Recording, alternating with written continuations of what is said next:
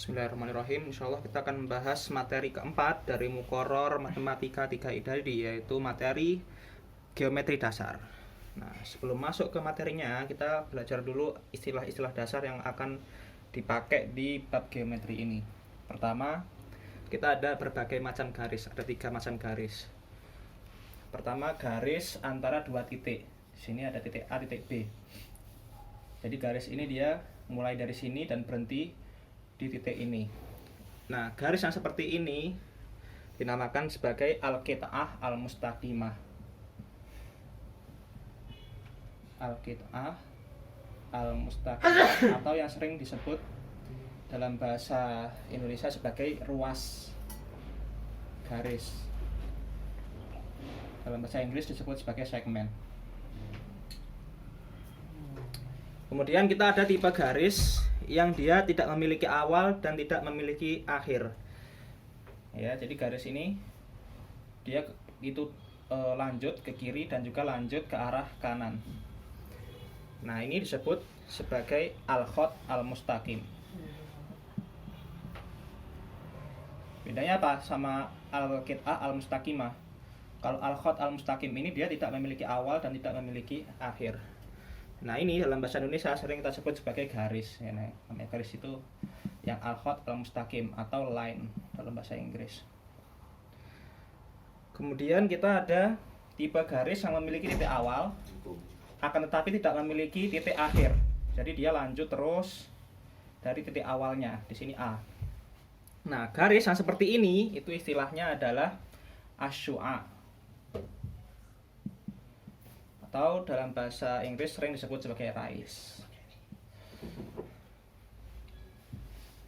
Nah, ini adalah macam-macam garis. Kemudian kita juga punya macam-macam sudut atau zawiyah.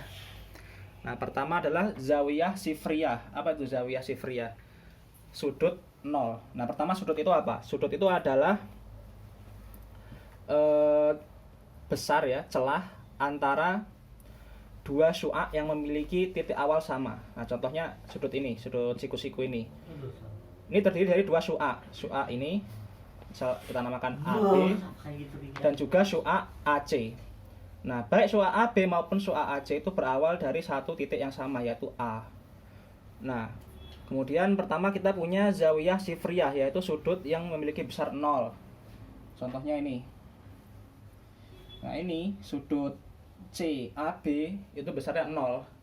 Kenapa? Karena BA ya, garis AB dan garis AC itu berada di satu garis yang sama. Sehingga ya nggak ada celahnya, dia benar-benar berhimpitan 0 itu. Nggak ada bukaannya. Nah, kemudian kita punya sudut yang besarnya di bawah 90 derajat. Ini namanya sudut lancip. Kalau bahasa Arabnya apa? Az-zawiyah al-haddah. Kemudian kita punya sudut yang besarnya pas 90 derajat. Ini namanya az-zawiyah al-qaimah. Kemudian sudut yang lebih besar dari 90 derajat tapi masih lebih kecil dari 180.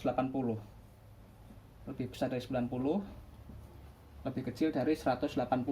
Ini namanya adalah sudut tumpul atau sering disebut dalam bahasa Arab sebagai az-zawiyah al-munfarijah. Kemudian kita punya sudut yang pas 180 derajat. Nah, ini disebut sebagai az-zawiyah al-mustaqimah. Dibilang al-mustaqimah karena dia lurus gitu ya. Garisnya lurus. Kemudian kita punya sudut yang lebih besar dari 180 derajat.